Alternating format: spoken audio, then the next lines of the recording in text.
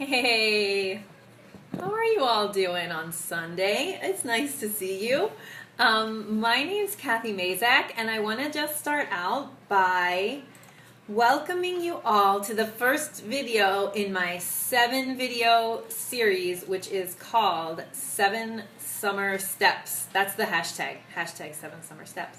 But it's actually the 7 steps to take this summer to have a super productive academic year. So first I want to tell you a little bit about what this series is going to be about and how you can participate to maximize what you get out of it, and then I'll tell you about me, and then we're going to do step number 1. So first of all, this kind of came to my mind as I've been thinking about how at about this point in the semester most of us start to go like, okay, forget that, I'll just do that in the summer. Oh, forget that, I'll just do that in the summer. Oh, forget that, I'll just do that in the summer. And things kind of, because summer becomes like a catch-all for these projects that we didn't get finished during the year. And that's totally fine, but I bet that you have a project that you wanted to finish specifically in the summer. So it's not like the summer is free of projects. And then we keep pushing other projects into the summer. And we get to the end of the summer and we haven't rested, we haven't made a plan for next year, we, still feel a little harried. So my goal for us in this group is to not feel that way and to make time for our writing and not let it get pushed down to the bottom of the to-do list all the time. So that's the purpose behind the 7 summer steps. If you want to share about it, you can go ahead and hashtag, you want to talk about it on Twitter, use the hashtag 7 summer steps. And if you want to share this group with your friends, all they have to do is, if you can share the URL, which is facebook.com/groups/I-should-be-writing, all smushed together, and you can share that link, and then people can request to join, and I'll approve them. My main audience that is always in my head when I'm creating these kinds of mini trainings and things is academic moms, because that's me. So I say a lot of times academic women, especially moms, although anyone who is happy to be in an audience that is made up of mostly those people, look at Lisa, hi Lisa, is certainly welcome to join this group. We don't need to leave anybody out. Okay, so there's going to be, there's 7 steps. They aren't really in an order. It just was 7 steps, really, 7 summer steps for alliteration. But basically, they have kind of 3 little groups of types of things to do in the summer. And the first group I'm going to do, the first 2 steps are going to be about productivity. And there are things you can do now to start good habits so that the beginning of next year, you set yourself off on the right foot. So those are going to be 2 kind of quick win kind of things. And then there's going to be, the next little group is going to be about mindset. And the final group is going to be about restoration and recharging. So there's the 7 will be distributed kind of that way. So I want to introduce myself. I'm Kathy Mazak, and you can find out more about my blog at kathymazak.com. It's CATHYMAZAK.com. And I blog about writing more, and I don't love the word productivity. It sounds so dry, but whatever, about how to be your most productive self, mostly because I don't want you to be freaking out all the time. I want you to live a peaceful and happy life. And so I try to give people information they need so that they can better use their time, so that they can just get more done and be happier. So that's kind of what I'm doing over at my blog. I'll be sharing my blog posts in this group. All right, so let's get to the first step, because that's what we're here for, 7 summer steps, right? So I wanted to give you kind of a quick win, something you can do right now that will make your summer better, although you probably already do this in the summer, and will make your next year better.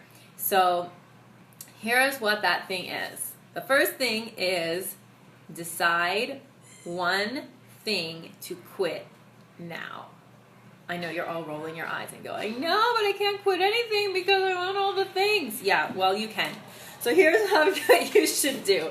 I'm going to ask you to make a list on a piece of paper, wherever. I want you to make a list of the things that you're doing, and you can divide them up in terms of committee work, committee service work. Include all the stuff that you do in a big giant list. And I want you to think about for next year. Hi, Angie. Thanks for joining. And so I want you to think about next year. What is one thing that you can respectfully and politely quit, so that takes time, frees up your time to have more focus on writing and the kinds of things that are going to move your career forward and make you feel like you can breathe a little because you're getting done the things that are moving the needle in your career. So, again, make a big list of all the things you're doing. That means all the committees that you're on, theses you're reading, if you're teaching, all your classes that you're teaching, committees, all of the stuff, groups you're in, whatever. And I want you to look, what you're looking for as you judge those things are like, what is taking up a lot of my time and not helping my career very much.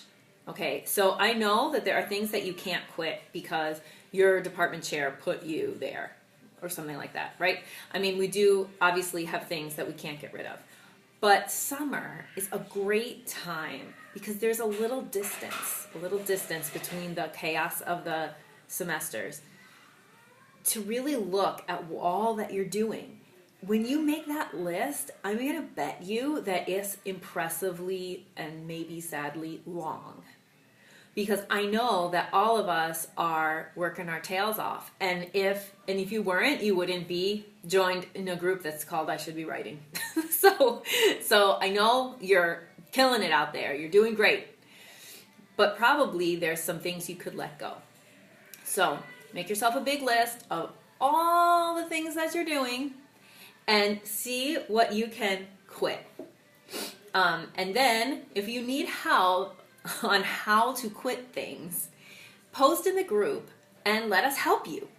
Give us your situation. I'm on this committee. It does this. It's totally boring and awful. And, it takes up 3 hours of my week, or of my month. And truthfully, really think. And maybe I'll make you a little chart so you can fill it out. But, think how many hours do you spend doing these different things? And then what is the payoff? And I feel like if we don't start thinking about our careers that way, that there are activities that literally pay off, the things that are going to get you promoted or get you a job, we need to do those things, and the self-sacrifice and all the stuff that we're like, no, we'll do this and we'll do that and we'll pick up these things and we'll do, and then if the writing doesn't get done, then you're actually holding yourself back in a really big way or letting other people, take advantage of you really. So you need to, summer's a great time to really think about all the things you're doing and make a judgment about one thing. I'm just asking you to find one thing. Maybe you'll find 3 things, but one thing that you're spending, enough time doing that you'll feel a difference when you quit it. I'm using the word quit just to, for effect, but, kindly resign from something, that you'll feel the effect of it, but that it's not really, having it on your CV is not making a big difference. You don't feel like it's really making a big contribution to the kinds of things that you want to do. We're going to talk more about what those things are in some of the other steps. But that's all I have for you today. Step 1 is quit one thing. And how you're going to do it is make a giant list of all the things and identify at least one that you can let go of to liberate some of your time for the fall. All right. I really hope that you enjoy this little series. I'm going to be creating a kind of handout that, and I'll post it so that when we get toward the end of the 7, so that you all can download it as a little reminder, a happy reminder of what the 7 steps are for you to do this summer. I hope that you're having a fantastic Sunday, and I will see you tomorrow at noon for step number 2. Bye!